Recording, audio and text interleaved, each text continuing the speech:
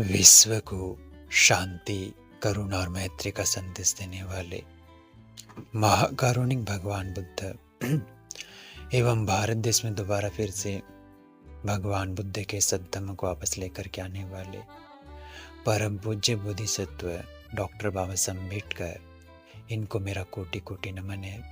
आप सभी साथियों को नमो बुद्धाय, मैत्रीपूर्ण जय भीम।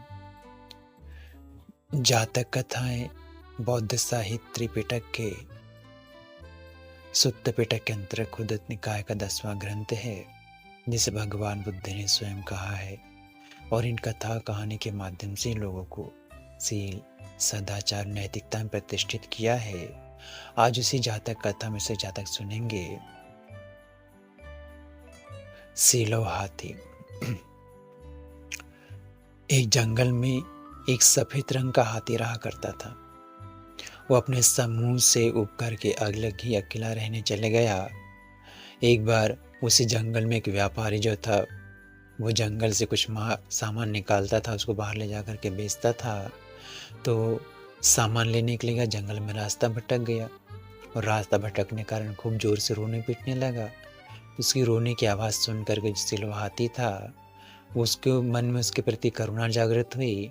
उसके पास में गया, उसको पूछा क्या बात है। तो कहने लगा कि भाई, मैं अपना रास्ता भटक गया हूँ, इसलिए यहाँ पे आया हूँ करके, रो रहा हूँ, परेशान हो गया हूँ करके।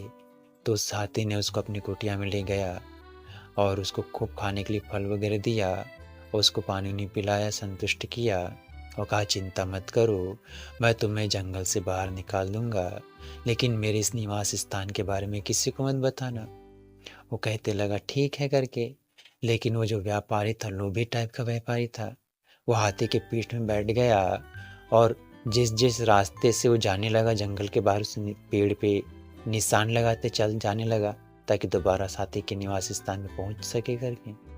अब उसको नगर के बाहर छोड़ने के बाद में हाथी वापस अपने निवास स्थान पर चले गया।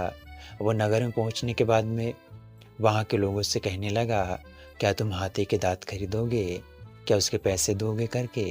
तो कहने लगे हाँ, अब मेरे हाथी के दांत खरीदते करके, अगर मैं जीवित हाथी के दांत ला करके दो तो भी दे दूंगा, ऐसा करने लगा।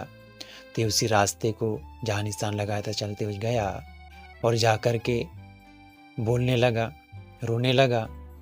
तो हाथी कहता है भाई किस लिए आया है, क्या बात है करके। तो कहता है हाथी जी, मैं काफ़ी गरीब हूँ, मुझे जीवन निर्वाह करने के लिए कुछ पैसा मिल जाता तो अच्छा होता।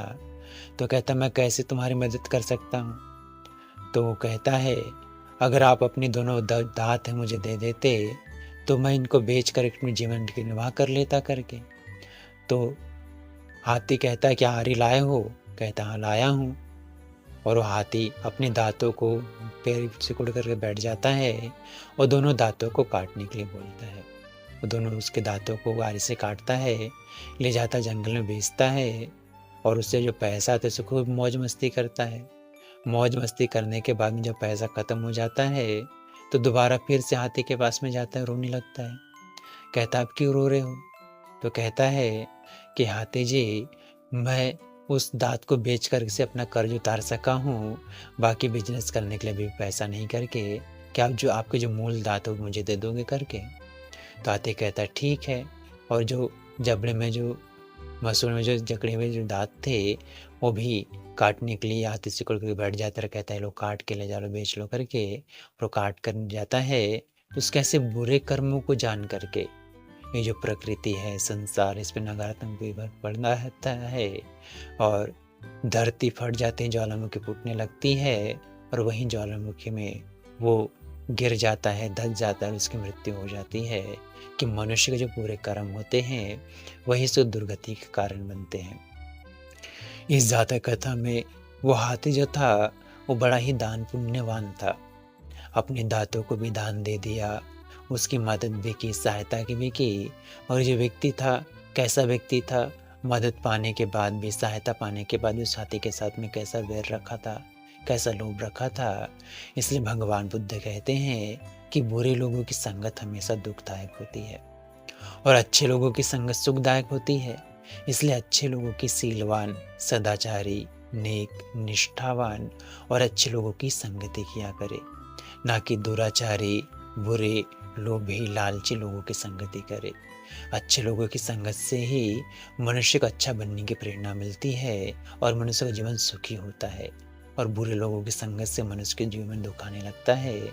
इसलिए अच्छी संगत करे, अच्छे आचरण को करे और सुखपूर्वक जीवन का निर्वाह करें। आप सभी लोगों ने बड़ी श्रद्धापूर्वक भगवान बुद्ध की इस जातक कथा को बड़ी श्रद्धापूर्वक सुना। इसलिए भगवान बुद्ध, उनके धम्म, उनके संग के प्रभाव के तेज से आपका, आपके परिवार के प्रत्येक सदस्य के जीवन का हर एक पल सुखपूर्वक बीते, प्रसन्नतापूर्वक बीते, मंगलमय हो, कल्याणमय हो। आप सभी का मंगल हो, सबका कल्याण हो, सभी सुखी रहे, स्वस्थ रहे, खुश रहे। आप सभी को सुख, शांति और सुकून प्राप्त हो। भवतु शब्द मंगलं रक्षन्तु शब्द देवता सब बुद्धानुभावेन सदा शुद्धि भवन्तु ते। भवतु शब्द मंगलं रक्षन्तु शब्द देवता सब धम्मानुभावेन सदा शुद्धि भवन्तु ते।